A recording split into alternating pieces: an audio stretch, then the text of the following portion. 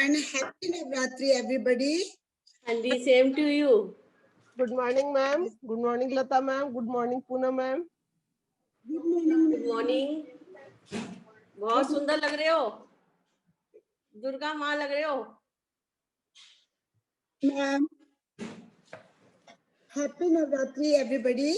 आज जैसे कि सबको पता है कि इस साल की हमारी आज नवरात्रि है, जिसमें जहां तक मुझे पता है कि अष्टमी और नवमी वो दोनों आज ही हैं और कल दशहरा है. कल हमारा व्रत था. तो क्या वैसे हो सकता है आप लोगों को पता हो, बट सबको नहीं पता होगा कि तो मैं आज का जो ये सेशन है इसी से स्टार्ट करूंगी कि नवरात्रि क्यों मनाई जाती है, क्योंकि बहुतों को पता होगा और बहुतों को नहीं भी पता होगा. तो पहले मैं अपना इंट्रोडक्शन दे देती हूँ. चलिए, I am Poonam Singhal, gold director in Vestige. वैसे इतने दिन से आप लोग सुनते आ रहे हैं तो शायद पता होगा. तो नवरात्रि का फेस्टिवल क्यों मनाया जाता है? आप सबने महिषासुर राक्षस का नाम सुना है. महिषासुर को ने घोर तपस्या की. घोर तपस्या के बाद उसने ब्रह्मा जी को प्रसन्न किया और ब्रह्मा जी से वरदान मांगा. ब्रह्मा जी ने उसे वरदान दिया कि तुझे दुनिया में अमरता का वरदान देते हैं, तुझे दुनिया में कोई खत्म नहीं कर सकता एक्सेप्ट नारी. नारी ही तुम्हें विनाश के कगार पे ले जा सकती है, अदरवाइज और कोई तुम्हारा विनाश नहीं कर सकता. तो उसे अपने ऊपर बहुत घमंड हो गया. दुनिया में अत्याचार बढ़ते गए. जब अत्याचार बढ़े तब भगवान ने किसी न किसी रूप में पृथ्वी पे जन्म लिया है. माँ दुर्गा ने जन्म लिया पृथ्वी पे. उन्होंने 15 दिन लगातार माँ के 9 रूपों में, अलग अलग रूपों में महिषासुर से लड़ाई की. जब उन्होंने उससे लड़ाई की लास्ट और लगातार महिषासुर अपना रूप बदल रहा था. 15वें दिन उसका रूप था बुल का, वृषभ का, जिसे माँ दुर्गा ने उसका नाश किया. माँ दुर्गा ने जब उसका नाश किया तो एक तरह से जैसे हम होली मनाते हैं उसी तरीके से बुराई पर अच्छाई की विजय के प्रतीक के रूप में हम ये त्योहार मनाते हैं. इसीलिए हम माँ के सभी रूपों की पूजा करते हैं, क्योंकि वो सभी रूप शक्ति का प्रतीक होते हैं. तो इसीलिए एक स्त्री, नारी, जननी हर रूप में, किसी भी रूप में वो एक शक्ति का प्रतीक ही मानी जाती है. कभी वो खुद से भी लड़ती है, समाज से लड़ती है, घर से लड़ती है, परिवार से लड़ती है. कभी अपना स्थान बनाने के लिए, कभी अपने गर्व के लिए, अपने स्वाभिमान के लिए, कभी अपनी रोटी के लिए, कभी किसी के लिए. इसीलिए नारी को सबसे ज्यादा पृथ्वी की जो उपमा है वो एक नारी से दी जाती है कि जितनी सहनशील, और ये बात सही में बिल्कुल सच है, जितनी क्षमता एक नारी में होती है कि वो आज आप देखिए कि 11 बजे आप लोग सब कुछ करके यहाँ बैठे हैं. जितने भी लोग आज जुड़े हैं तो उन्होंने भी अष्टमी नवमी की है. कल उनका भी व्रत था, उन्होंने भी उसका सारा कुछ बनाया है, किया है. हाँ, इतना जरूर मैं आपको बताती हूँ कि फर्स्ट टाइम है जिसमें मैंने कन्या नहीं जिमाई. मैंने पूजा की.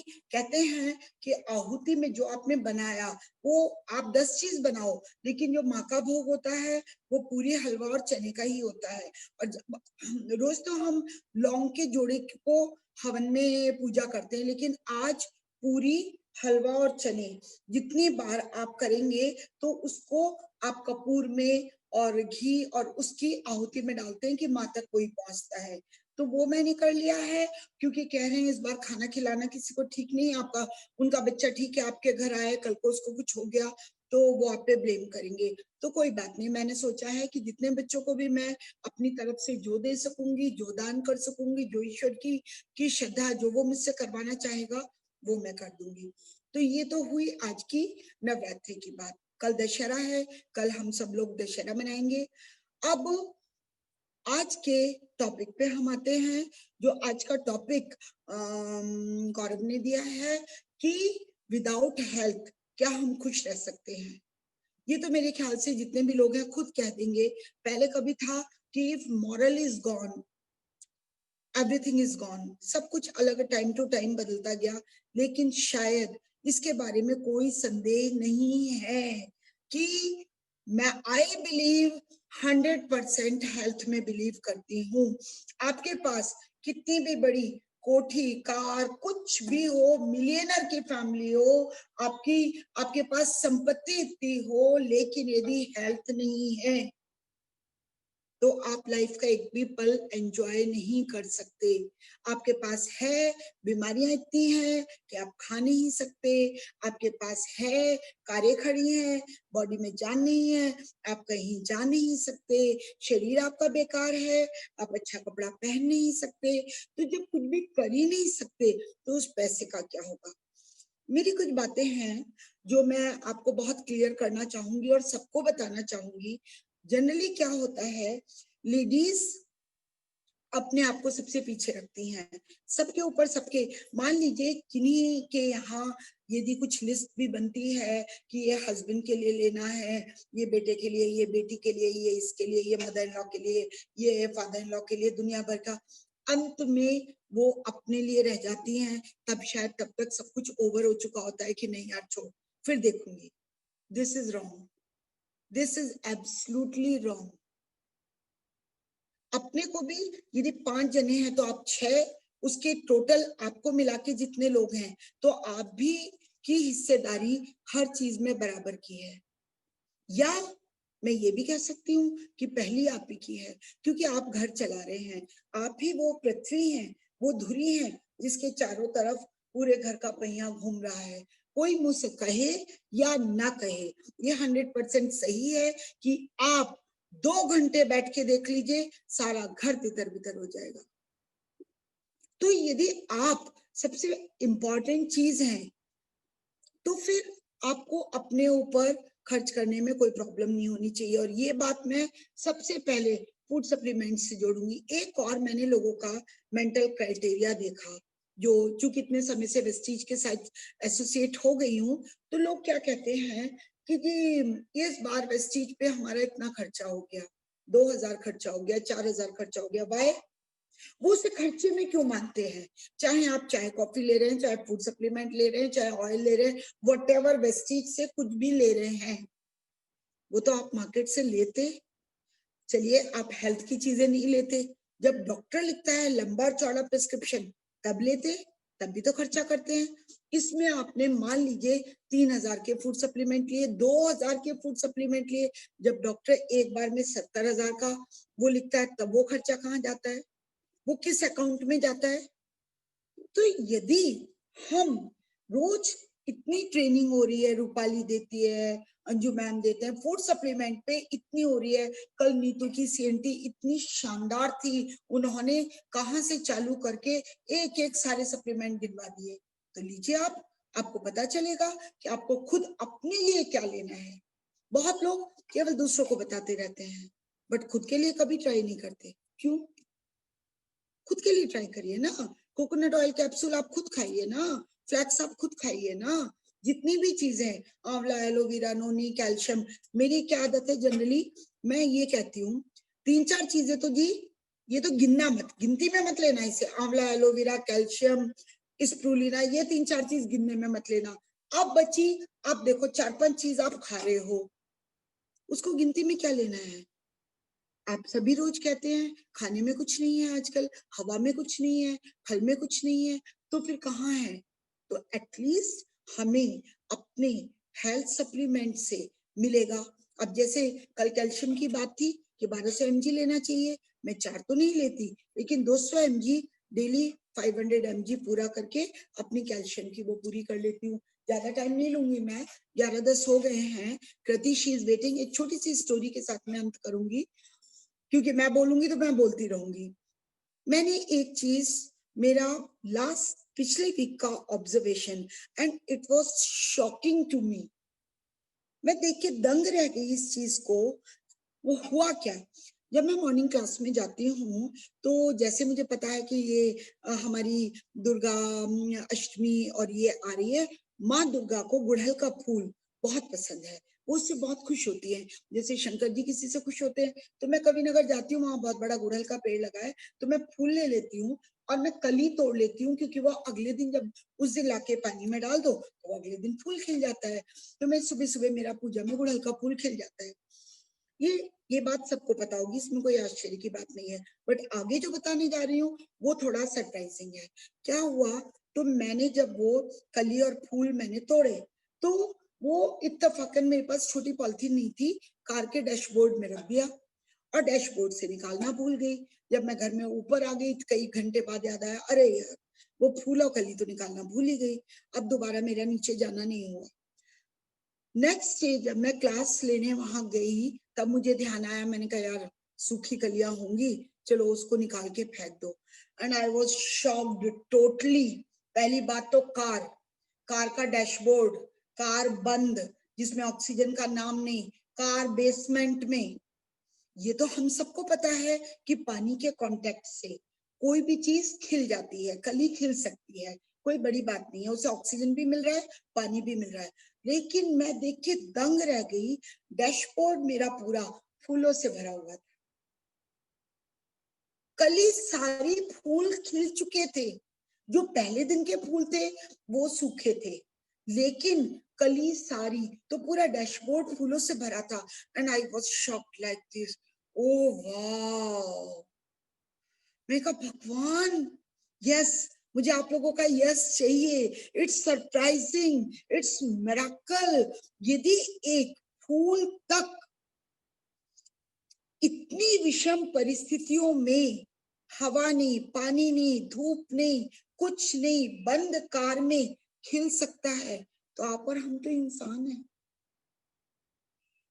मुझे उस दिन उससे इतनी प्रेरणा मिली कि हमें सब कुछ फेवरेबल देखते हुए हम सारा दिन कितना नेगेटिव टॉक करते हैं।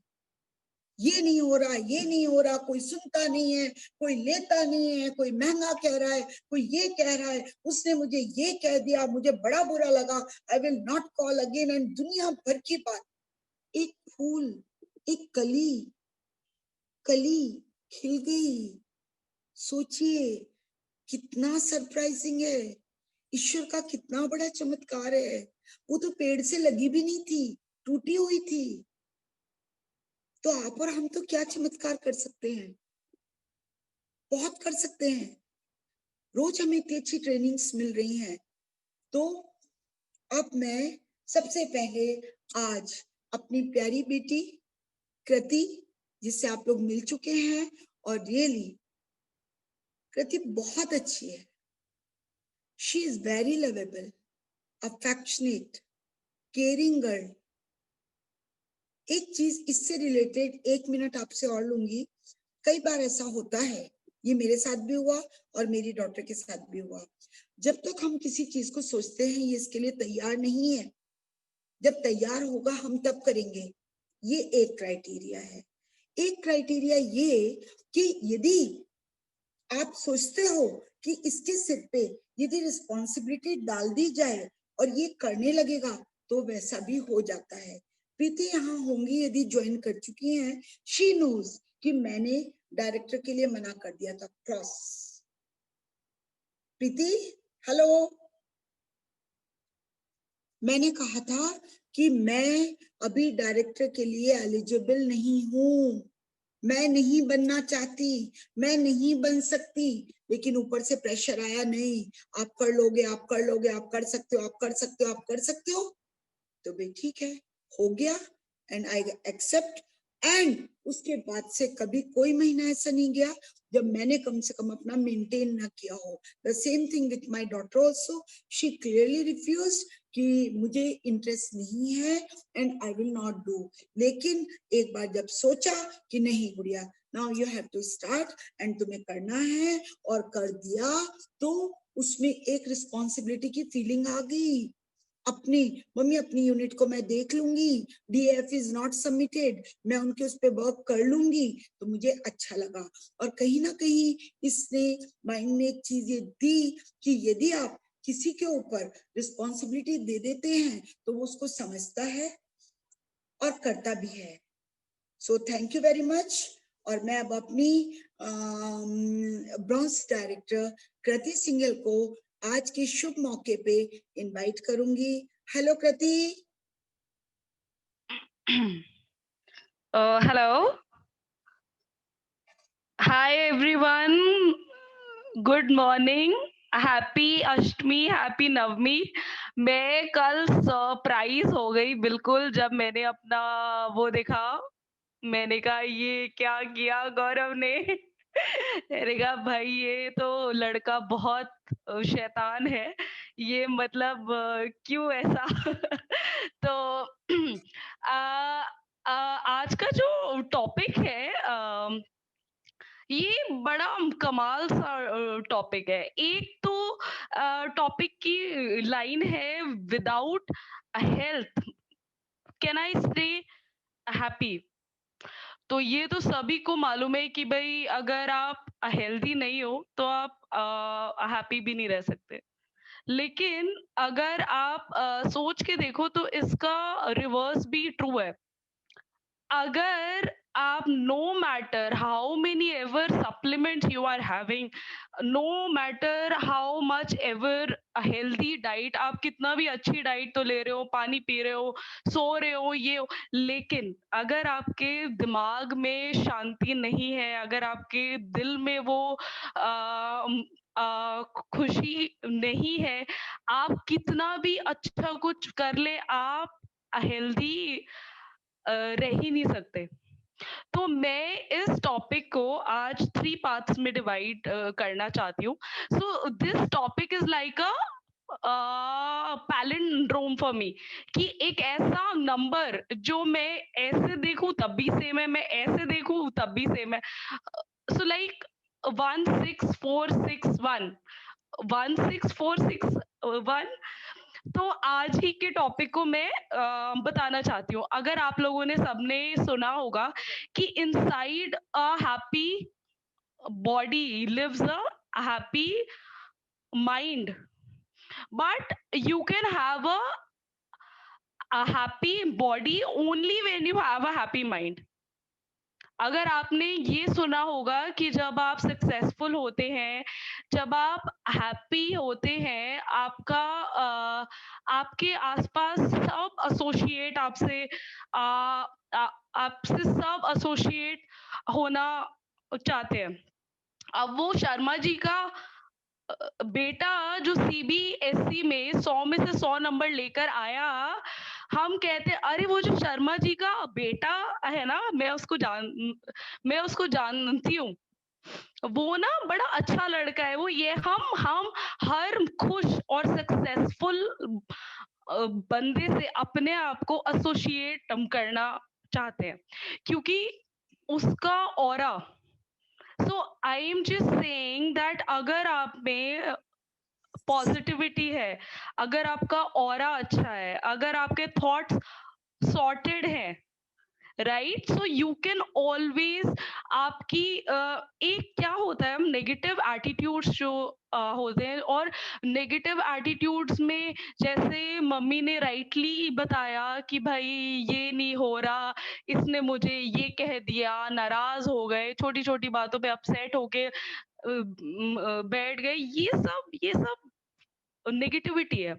और नेगेटिविटी आपके ब्रेन में जो हैप्पीनेस के केमिकल्स इन जिसको बोलते हैं एंडोर्फिन, उसको डिप्लीट कर देती है, आपके इम्यून सिस्टम पे डायरेक्ट इफेक्ट करती है।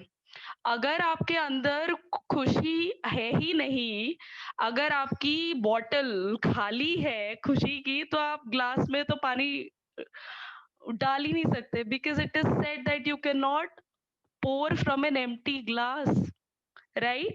अच्छा, दूसरी चीज मुझे ये बात बतानी थी। हम ना क्या होता है ना, सबकी जो भी आया सबकी बातें सुन लेते हैं, जो भी हमारे सामने आता है वो मुंह में कचरे का डब्बा समझ के खा लेते हैं। सो आई थिंक कि if you treat your mind and body like a temple, आप जब टेम्पल में जाते हैं, मंदिर या किसी भी रिलीजियस जगह जाते हैं, चप्पल आप अपनी बाहर उतारते हैं, मतलब चप्पल जो है उसमें धूल है, बाहर की नेगेटिविटी है, राइट? आप सबसे पहले क्या करते हैं? चप्पल बाहर उतारते हैं। उसके बाद मंदिर में जा रहे हैं तो मंदिर की घंटी बजाते हैं। सो दैट घंटी वो इट रेजोनेट्स पॉजिटिविटी। आपने पहले बाहर छोड़ी अपनी नेगेटिविटी, ठीक है? उसके बाद आपने मंदिर की तो घंटी बजाई, उसके बाद आप अंदर गए। ऐसी ही अगर ऐसे ही आप अपने माइंड और बॉडी को ट्रीट करने लग जाए, ठीक है? आपसे कोई कुछ भी बोल के चला गया, पर आपने वो अंदर एब्जॉर्ब ही नहीं, आपने अंदर एब्जॉर्ब ही नहीं किया, तो वो बाहर ही रह गया, राइट? एंड और मैं ये कह रही हूँ, माइंड और अपनी बॉडी को आपको ये मालूम होना चाहिए कि यार ये मेरी बॉडी में everything, you should be so aware about your self कि आपको माइंड या बॉडी में क्या डालना है। अच्छा, मेरे से ना क्या होता है, अब ना मेरी मेरी ना बड़ी अच्छी प्रैक्टिस हो गई है, और ये सब चीजें ना थोड़ी प्रैक्टिस से ही आती है। अगर मुझे कोई कुछ बोलता है तो पहले तो ना मेरा सबसे पहला रिएक्शन होता है कि मैं मतलब सुनती हूँ, मैं हँसती हूँ, मैं बोलती हूँ, हाँ जी, आप बिल्कुल सही बोल रहे हैं। अब अगले बंदा जब आपको सुना रहा है या आपको कोई बात बोल रहा है, उसकी मंशा क्या है? उसकी मंशा है कि आपको फ़ील हो, आपको थोड़ा हर्ट हो, थोड़ा-सा आपको बुरा लगे। लेकिन अगर आपको बुरा लगे ही ना, तो मतलब उसकी तो मंशा डिफीट हो गई, राइट? क्योंकि आपने उसके अंदर का जंक, उसकी नेगेटिविटी आपने अपने अंदर तो जाने ही नहीं दी। कहते यार तुझे इतना सुना के तो चले जाते, तुझे तो पता ही नहीं लगता। मैंने कहा अच्छा यार, ये तो मतलब हाँ, मुझे नहीं पता लगा। तो इट इज आपको बहुत जरूरी है, और ये चीज प्रैक्टिस से ही आएगी। You have to create that aura around your self कि यार यहाँ पे ये टेम्पल है, इसके अंदर कुछ नहीं जाएगा, तुम जो चाहोगे वो तो बिल्कुल ही नहीं जाएगा। अच्छा, एक मैं यहाँ पे किसी पर्टिकुलर रिलीजन को प्रीच नहीं मैं कर रही हूँ, लेकिन एक चीज है, हैप्पीनेस और एक होती है सैडनेस। इन दोनों की जो कंट्रोल है ना, आपका अपने ही हाथ में होता है। अगर आपकी ना जो हैप्पीनेस है वो यहाँ पे होती है, आपका जो दिमाग है ना वो इसको कंट्रोल करता है। मैंने आज आपके सामने आई थिंक पिछले 6 महीने में 11 मैंने 11 किलो वेट लूज कर लिया है। And I can tell you that your bloody brain can control everything in your body. मतलब अगर आपका brain, and we are made up of our thoughts, we are what we think we are. मतलब अगर मैंने सोच लिया मैं ये हूं तो मैं हूं, अरे मैं हूं, अरे मैं खुश हूं तो हूं। तो ये चीज है। और मैं आपको एक बात बताऊं कि आपको मेंटली फिजिकली कुछ दुख है, तकलीफ है, देखो आपसे कोई कुछ भी कहे कि हाँ यार मैं तेरा दुख समझ सकती हूँ ये वो, पर यार कोई नहीं समझ सकता आपका मानसिक शारीरिक दुख, आपको अपने शरीर पे ही भोगना है। सो व्हाई नॉट हम यहाँ वहां की बातें छोड़ के, why not we focus on our selves. हम ये कहते हैं कि यार टाइम नहीं है, तो एक बात है, दूसरों के मामलों में तो टांग अड़ाने का बहुत टाइम है भाई। अगर हम दूसरों की बातें करना छोड़ दे तो I tell you we have so much time to focus on our selves. बहुत टाइम है हमारे पास।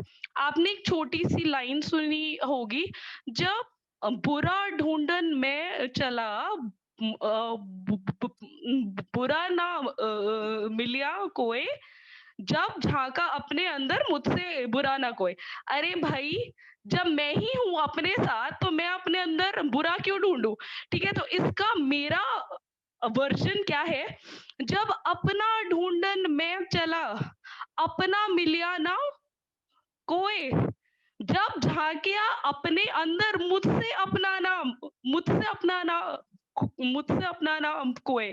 अगर आप अपनी खुद की रिस्पेक्ट नहीं कर सकते ना, या अगर आप ये नहीं समझ सकते कि मैं मेरी खुशी के लिए मैं ही जिम्मेदार हूँ, तो यार फिर तो आपको बाहर कोई भी खुशी नहीं दे सकता। एक दिन मैंने, वैसे किसी के ऐसे चोरी छुपे बातें सुननी नहीं चाहिए, पर मेरे फादर इन लॉ मेरे हस्बैंड से ये कह रहे थे कि देखो, हस्बैंड की ना रिस्पेक्ट तभी होती है जब वो बीवी को कहीं घुमाने लेके जाए, ये करे, तो थोड़ा सा बेटा टाइम देना चाहिए। कहते वैसे तो वो अपना ध्यान रख ही लेती है, तो वो तुम्हें डिसाइड करना है कि भाई तुम्हें अपनी वैल्यू बनाए रखनी है कि नहीं, क्योंकि उनको मालूम है कि भाई वो मुझे घुमाने नहीं लेके जाएंगे तो मैं तो अपने आप ही भाग जाऊंगी। तो इसीलिए आपको अपनी खुशी आपके उसमें है।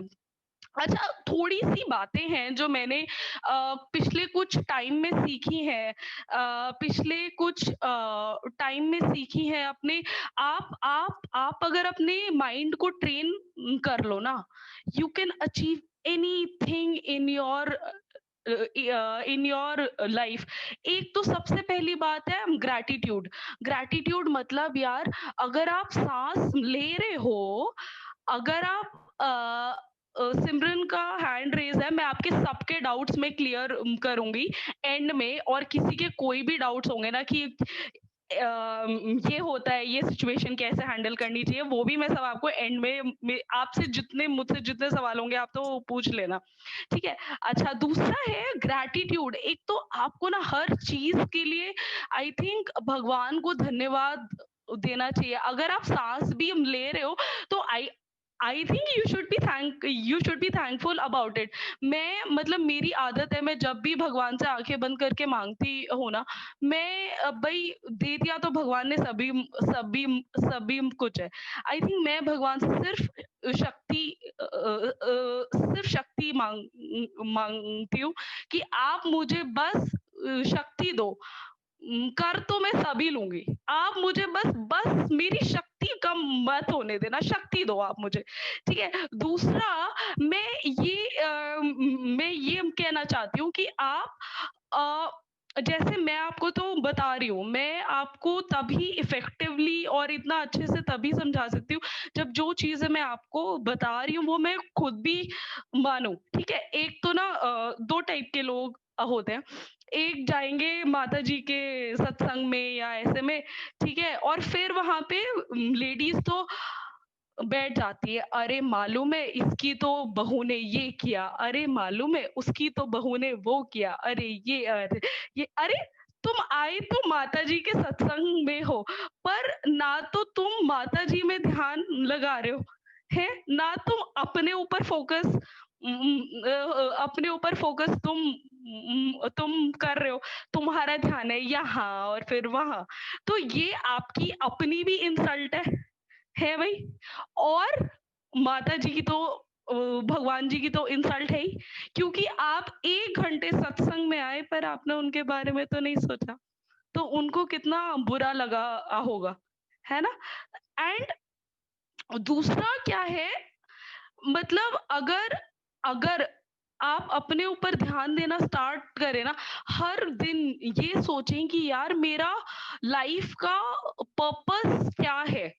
मतलब मैं अगर कोई भी इंसान, सॉरी मैंने स्टार्टिंग में अपना इंट्रोडक्शन नहीं दिया, अगर कोई भी इंसान आजकल हम अपने अचीवमेंट से, आजकल हम अपने जॉब से खुद को इंट्रोड्यूस करना चाहते हैं, कि I am a consumer experience manager in Ford India and I am a bronze director in I am a bronze director in Vestige. यार एक बात बताओ, अब हमने मटेरियल अचीवमेंट से हम खुद को बताना चाहते हैं कि हम ये है, ठीक है। जिसके पास काम नहीं है तो क्या वो तो मतलब इंसान ही नहीं हुआ है। वो कहते हैं यार मैं तो बेकार हूँ, मेरे पास कोई काम ही नहीं है, ये वो। तो सबसे पहले जरूरी है, क्योंकि ये लोग ऐसा इसलिए बोलते हैं क्योंकि उन्होंने अपने आप को आज तक पहचाना ही नहीं होता।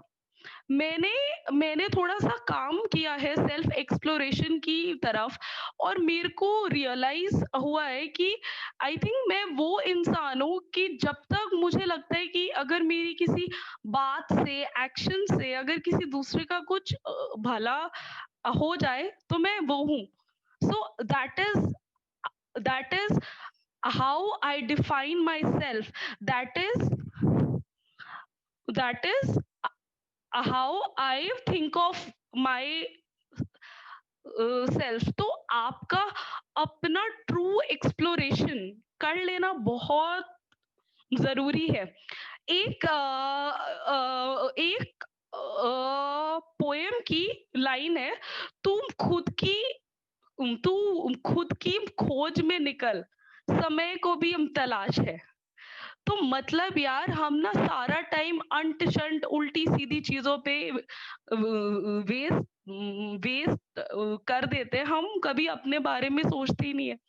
मैं इसमें ना एक छोटा सा एग्जांपल देना चाहूंगी अपने हस्बैंड का। जब हमारी शादी हुई थी, मेरे हस्बैंड का शेड्यूल था सुबह 11 बजे तक सोना, और सुबह रात को 12-1-2 बजे तक फैमिली के साथ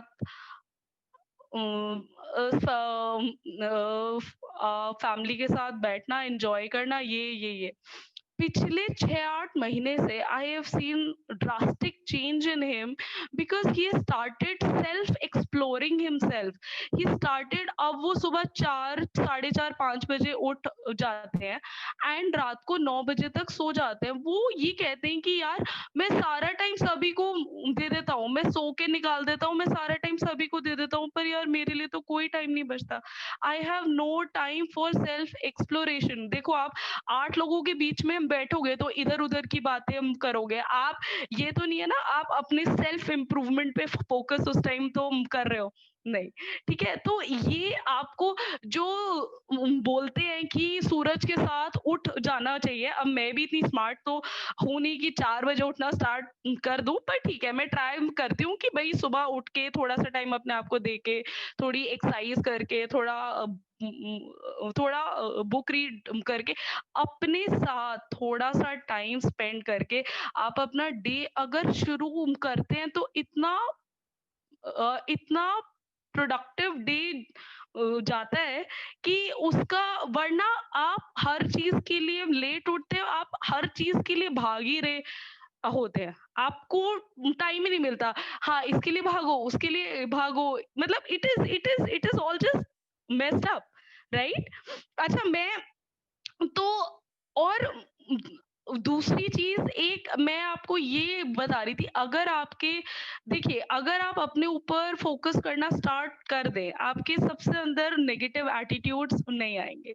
दूसरी चीज है, आपको सेल्फ अपना ध्यान रखना इतना जरूरी है, सेल्फ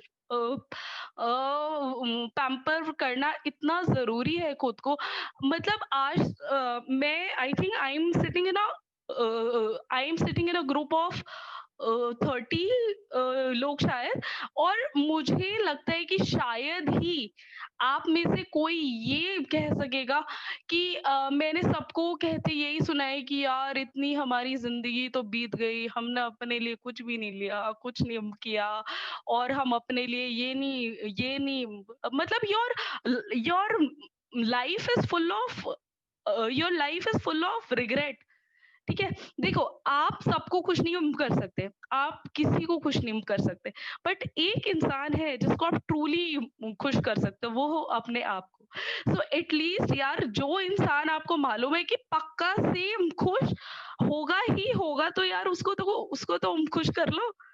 और मुझे अपनी 30 इयर्स की लाइफ में कोई रिग्रेट नहीं है। मैंने ऐसा कोई मौका नहीं छोड़ा है जिसमें मैं अपने आप को खुश कर सकती थी। देखो, ऐसा है, लोग आपको ना हमेशा बातें सुनाते हैं कि यार तुमने ना ये नहीं किया, वो नहीं किया, ये नहीं किया, वो नहीं। अरे नहीं किया तो नहीं किया, पर अपने आप को तो खुश अपने आप को तो खुश कर लिया ना, तो लाइफ में एटलीस्ट ये रिग्रेट तो नहीं है, ठीक है? और दूसरी बात ये है, आप अपनी इंडिविजुअलिटी, आपके थॉट्स जो है ना, यहाँ जो आपके थॉट्स है, देखो सुनो सबकी, पर वो करो जो आपके मन में है। ऐसे लोग होते हैं बिन पैंदी के लोटे हैं, इसने ये कह दिया तो यहाँ पे घूम गए, इसने वो कह दिया तो ये वहां पे घूम गए। अरे आपका आपका कुछ अपना आपका कुछ अपना है कि नहीं है? ये वो लोग होते हैं जो अपने आप पे, अपनी एक्सप्लोरेशन पे, अपने पैशन पे, अपने धर्म पे कभी भी फोकस नहीं करते। अगर आज की डेट में मेरे बारे में कोई खराब बोलता है, या आपस में लोग तो वो करते रहते हैं, यार इसने ये किया, उसने वो किया, ऐसे ये सब कुछ चलता रहता है। तो और मेरे कानों तक कभी ये बात आती भी है ना, तो मुझे लगता है अरे यार अपने कर्म क्यों। देखो मुझे तो कोई फर्क नहीं पड़ा। नंबर 1, तुम्हारे कुछ कहने से कोई फर्क नहीं पड़ता मुझे। नंबर 2, यार तूने अपने कर्म क्यों बिगाड़ लिए यार, अपने लिए एक नेगेटिव और क्यों जोड़ लिया। मुझे उस बंदे पे I feel bad for that person. और मुझे ना कई बार लगता है कि यार मैं उस बंदे से जाके बात करूं, यार तू मेरे चक्कर में अपने कर्म क्यों बिगाड़ रहा है, छोड़ना यार। तो एक ये है कि अगर आप अपने सारे एक्शंस को और अपनी सारी आप सारी अपनी वाणी को, जो भी आप बोलते हो, अगर आप धर्म और कर्म के उसमें तोलने लग जाओ ना, तो आपको ना पता है क्या, आपको फर्क ही नहीं, आपको एक तो फर्क ही नहीं पड़ेगा। दूसरा, आप हमेशा ये सोचोगे कि अरे यार मेरा कर्म तो नहीं बिगड़ गया है, मैंने एक दाना प्लेट का राइस का दाना प्लेट में छोड़ दिया, अरे ये मेरा मैं छोड़ दूंगा तो मेरा कर्म बिगड़ जाएगा। अगर आप अपने सारे एक्शंस को एक तराजू में तोलने लग जाओगे, तो आपसे कभी ऐसी कोई खराब बात होगी ही नहीं। मैं एक ना आपको कंट्री के बारे में तो बताना चाहती हूँ, विच इज हम जो है सारी कंट्रीज की जो प्रॉस्पेरिटी है, वो जीडीपी में, ग्रॉस डोमेस्टिक प्रोडक्ट में नापते हैं।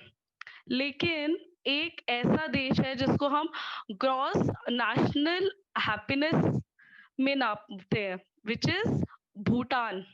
भूटान के ग्रॉस नेशनल हैप्पीनेस के नापने में उसके 9 ब्रॉड पैरामीटर्स हैं। मैं आपको सबके बारे में नहीं मैं तो बताऊंगी, पर मैं आपको एक ब्रॉड ओवरव्यू दे देती हूँ। उनका हेल्थ, उनकी एजुकेशन, उनका living standard, cultural preservation, ecological diversity, और आपकी होलिस्टिक अप्रोच डेवलपमेंट की।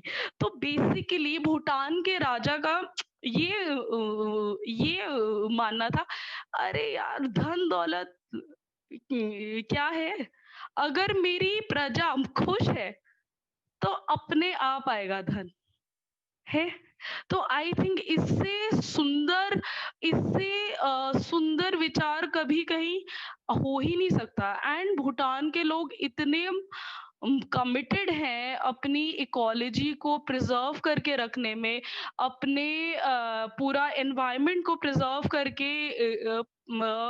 करके रखने में, कि Bhutan is the only nation with carbon negative and मतलब कार्बन, उनका एनवायरनमेंट जो है कार्बन नेगेटिव है। इट इज सो फ्रेश, तो आपकी आसपास का आपकी आसपास का वातावरण अच्छा है, आपकी सोच अच्छी है, आप सांस अच्छी ले रहे हो, तो सब कुछ अच्छा होगा। अब मैं ना आपको एक अपने छोटे से एक्सपीरियंस के बारे में तो मैं बताती हूँ।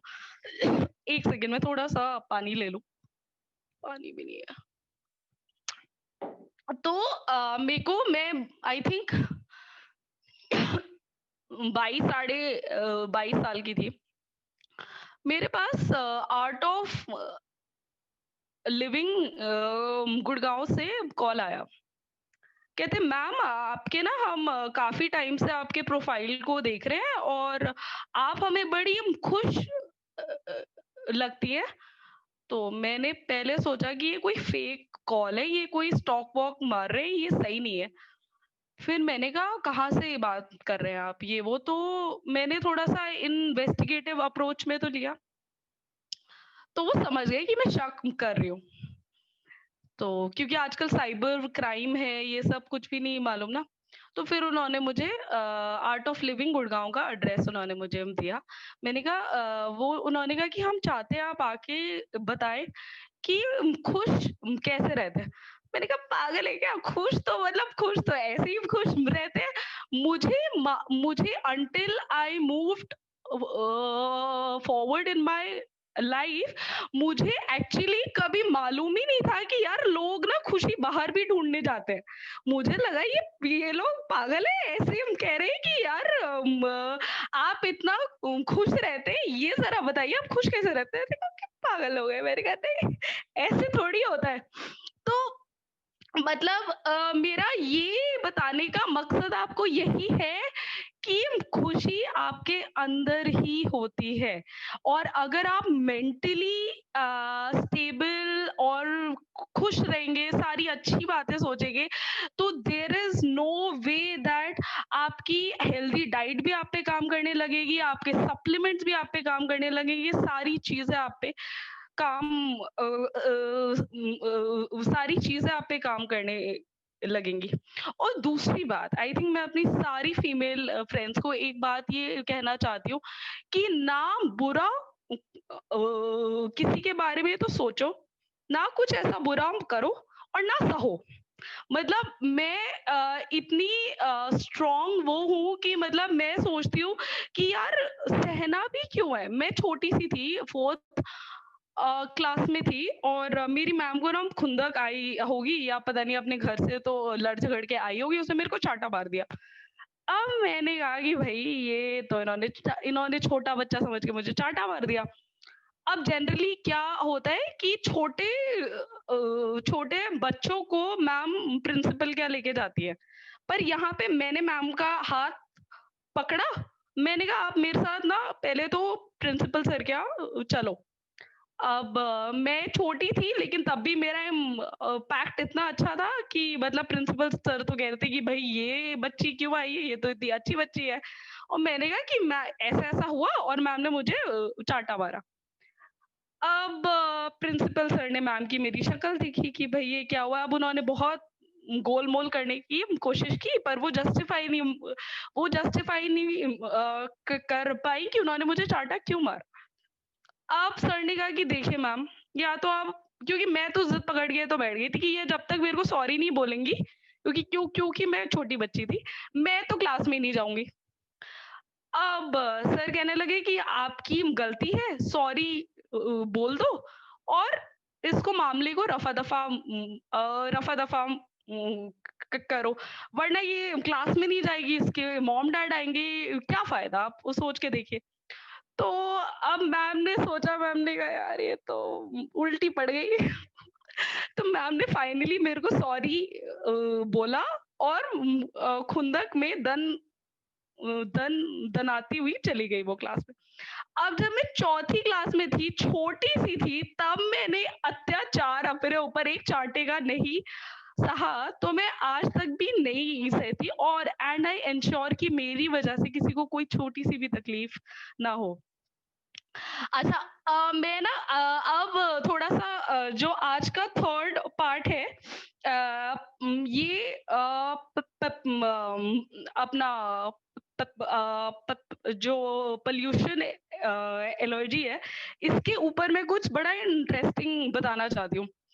अब मेरे मैनेजर ने ना मेरे को क्रॉनिक खांसी थी, डॉक्टर ने मुझे अस्थमा बता दिया था, ठीक है। मेरे मैनेजर ने मेरे हाथ जोड़ लिए कि आप भाई कहीं भी जाए, कितने भी दिन की छुट्टी ले, आप अपना इलाज करवा कर आए। तो अब चलो मैंने मम्मी के पास आई, एयर प्यूरिफायर लगवाया। मैंने इनफैक्ट ऑफिस में भी एयर प्यूरिफायर लगवाने की बात स्टार्ट कर दी। ऑल्दो उन्होंने किसी कमर्शियल उससे लिया, शार्प के नहीं लगवाए, पर उन्होंने ऑफिस में भी लगवा लिए, मैंने मेरी गाड़ी में भी लगवा लिए, सब जगह हो गए। एंड 2 महीने इस बात को हो गए और मेरी हेल्थ ठीक हो गई और सब इस चीज को तो भूल गई कि इसको इतनी क्रॉनिक दिक्कत थी। अब क्या हुआ, मेरे बॉस के बॉस, सुपर बॉस, वो हमारे सरदार जी, ठीक है, उनको क्रॉनिक कफ की दिक्कत। अब वो जब छींके तो बलगम उनका दाढ़ी पे, यू वाली फीलिंग। तो मैंने अब कहा मेरे मैनेजर को, मैंने कहा सर मुझे तो आपने बोल दिया, आप जरा इनको जरा बोल के देखो। तो तो अपने तो बॉस को कोई नहीं बोल सकता ना। फिर मैंने बहुत वो लिया, मैंने अपने दिमाग को शांत किया और फिर वो जब अपना बलगम दाढ़ी में अटका हुआ तो बलगम साफ कर रहे थे, मैं उनके पास गई। मैंने कहा सर मैं आपसे कुछ कहूंगी तो आप बुरा तो नहीं मानेंगे? कहे नहीं नहीं मैम बताइए। तो मैंने कहा सर आपका जो क्रॉनिक कफ है, आपको भी मालूम है मेरी तबीयत अभी रिसेंटली ठीक नहीं थी, तो आप ये मैंने उनको रेस्पो केयर दी, गैनोडर्मा उनको मैंने दिया। मैंने कहा सर आप ये 2 चीजें लेंगे ना तो सर निश्चित तौर से आप ठीक हो जाएंगे। अब उन्होंने थोड़ी देर सोचा, कह रहे चलिए मंगवा दीजिए। ऐसे हम करके उन्होंने, अब 15 डेज बाद मैं भी भूल गई। मतलब अब जब बंदा कोई छींक नहीं रहा, खांस नहीं रहा, ऑफिस में एक ही काम थोड़ी ना है। तो मैं फिर 15 डेज बाद मुझे याद आया, अरे मैंने कहा ये तो ना तो खांस रहे ना छींक रहे, ना इन्होंने मुझे कुछ बताया। तो मैं सर के पास गई, तो मैंने कहा सर अब आपकी तबीयत ठीक है? कह रहे वाह वाह वाह कृति जी, आपने क्या चीज दी है मुझे, वाह, अरे वाह। कह रहे मैं तो ठीक हो गया। और इस बार फिर से उसका 1 साल हो गया था। मैंने कहा सर अब आपको तो बलगम वगैरह कुछ नहीं आता? कहते आपने जो मुझे चीज दी थी, मेरे को लगता है परमानेंटली ही ठीक हो गया मैं, अब ऐसा कुछ होता नहीं है मुझे। तो आई थिंक हमारी जो प्रोडक्ट्स है ना वो बहुत पावरफुल है। और एयर प्यूरिफायर के बारे में सब लोग जानते हैं, लेकिन एक आई थिंक एयर प्यूरिफायर का हमारे ध्यान कैसे रखना है वो आई थिंक बहुत लोग नहीं जानते। इसको एवरी 10 डेज के अंदर क्लीनिंग चाहिए होती है। तो मैं अब आपको अपना एयर प्यूरिफायर दिखाऊंगी एक बार। तो ये रहा मेरा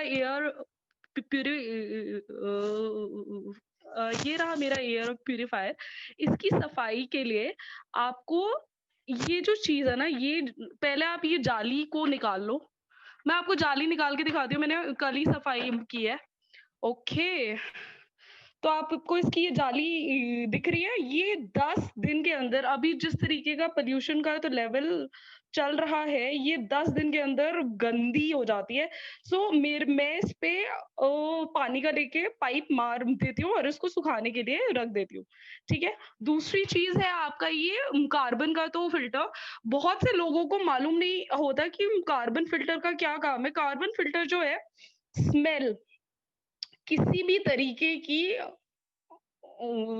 बदबू, ये इसके अंदर एक्टिवेटेड चारकोल है, ये सारी एब्जॉर्ब कर लेता है। तो मतलब कि अगर आपके रूम में सड़ा हुआ अंडा भी टपक जाता है, so your activated charcoal can actually absorb the smell, so you don't have to worry about it. और ये थर्ड जो चीज है, हेपा फिल्टर हमारा, जो आपको स्टार्टिंग में गौरव ने वीडियो दिखाई थी, उसमें उन्होंने बताया था, अभी ये HEPA फिल्टर जो है एक साइड से पूरा डर्टी हो चुका है, तो मैंने इसको रिप्लेस करके लगा दिया था और ये अब इस साइड से तकरीबन 1 साल तक ये चल जाएगा। तो लेकिन इसको निकालना, धूप में लगाना, झाड़ना और आप ये देखो अंदर से भी ये पूरा साफ है, ये चीज़ पे भी सारे पे धूल आ जाती है। सो अंटिल एंड अनलेस आप अपने एयर प्यूरीफायर के सिस्टम का ध्यान नहीं रखेंगे और फिर आप और फिर आपकी कंप्लेंट्स आएँगी कि भाई ये तो नहीं हो रहा है, शार्प का एयर प्यूरीफायर तो बेकार है, ये है, वो है। देखो अब आपने कोई चीज़ ली है, आप उसको जब तक मेंटेन करके नहीं रख रहे हो, तो यार फिर तो कुछ नहीं हो सकता। आपको इस संसार में भगवान ने भेजा, पर यार मेंटेन तो आपको अपने आप को खुद को करके रखना है ना। ऐसे कोई आपको गाँव वाले आके थोड़ी बताएँगे कुछ, ठीक है? सो इसी नोट पे मैंने काफ़ी टाइम आप लोगों का तो ले लिया, बस इसी नोट पे मैं ख़त्म करना चाहती हूँ कि आपको जो भी चीज़ दी गई है, आप उसका ध्यान रखें और अपना तो सबसे ज़्यादा ध्यान रखें। जब तक आप अपना ध्यान नहीं रखेंगे, तो आप किसी और चीज़ का ध्यान नहीं रख सकते, right? Thank you so much everyone. और अगर किसी के कोई सवाल है किसी सिचुएशन से रिलेटेड, वैसे तो आप लोग सभी बहुत स्मार्ट हैं, पर अगर मैं आप लोगों की कुछ हेल्प कर सकती हूँ, तो I will be happy to take your questions.